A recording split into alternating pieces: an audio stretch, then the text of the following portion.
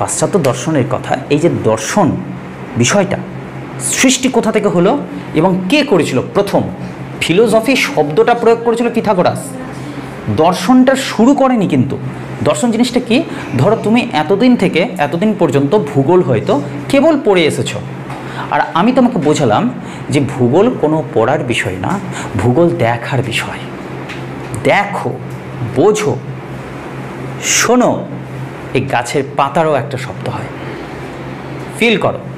মাটিরও একটা স্বাদ হয়, জলের একটা স্বাদ হয়, জলের কম্পন হয়। এই সমস্ত কিছুকে আমি তোমাকে বুঝতে শেখালাম। তখন কি হলো বলো তো?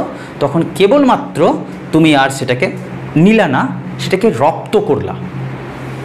অর্থাৎ একটার ক্ষেত্রে শুধু নাম বলা হয়েছিল যে ফিলোসফি, নামটা ইউজ করেছিল, এই শব্দটা তো প্রথম বলেছিল পিথাগোরাস।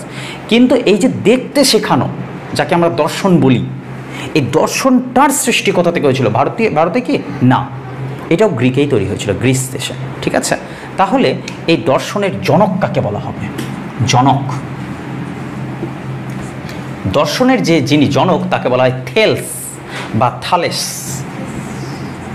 থালেস বা থেলস, তিনি ছিলেন গ্রিক পণ্ডিত বা গ্রিক দার্শনিক বলতে পারো। তিনি বলছেন যে তার দুটো দিক, যে দেখো জনক বলা হলো থালেসকে, এবং থালেস যেটা বক্তব্য বলেছিল যে জল থেকে এই সমস্ত কিছুর সৃষ্টি হয়েছে, যা আছে এই জগৎ সব কিছুই সৃষ্টি হয়েছে জল থেকে। এবং তিনি ব্যাখ্যাও করে দিয়েছেন সমস্ত কিছুর মধ্যে জল আছে, জল ছাড়া কিছু নয়।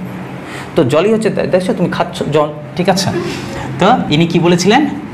জল ই জগতের মূল উপাদান, জগতের মূল, ওটা না, মূল উপাদান। কি সুন্দর গল্পটা ছিল না, ছোটোবেলায় পড়ছিলাম যে কত রকমের জল হয়। ঠিক আছে, মনে পড়ছে ওই যে জল পাই, আমি কি একটু জল পাই?